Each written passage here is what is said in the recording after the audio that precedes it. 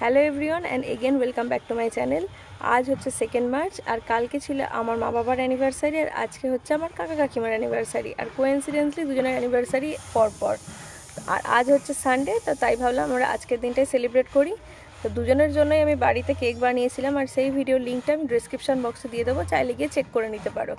আর আজকে সারাদিনটা আমরা কিভাবে সেলিব্রেট করি সেটাই তোমাদের সঙ্গে শেয়ার করব। আজকে দুপুরের আয়োজনে তো অনেক কিছুই আছে, আজকে তোমাদের সঙ্গে সেটাই শেয়ার করতে চলেছি। চলো তো দিনটা স্টার্ট করা যাক। আর আজকে চারিদিকের পরিবেশটাও কিন্তু খুব সুন্দর লাগছিল আর খুব মিষ্টি রোদও বেরিয়েছিল।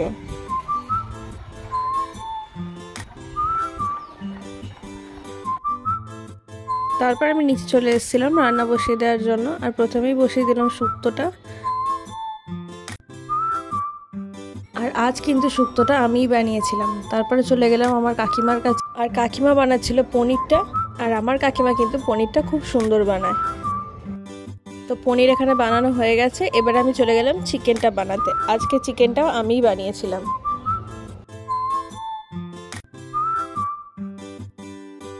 তো চিকেনটাও রেডি হয়ে গেছে, এবারে চলে যাচ্ছি মাছের পাতুরিটা তৈরি করার জন্য। আর পাতুরিটা আজকে মা বানিয়েছিল।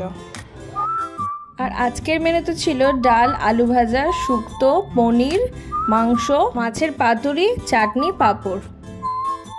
আজকে কিন্তু তোমাদের আমি প্রত্যেকটা রান্নায় অল্প অল্প দেখালাম, নাহলে ভিডিওটা অনেক লেন্দি হয়ে যেত। পরে তোমাদের সাথে আমি প্রত্যেকটা রান্নার ভিডিওই শেয়ার করে দেবো।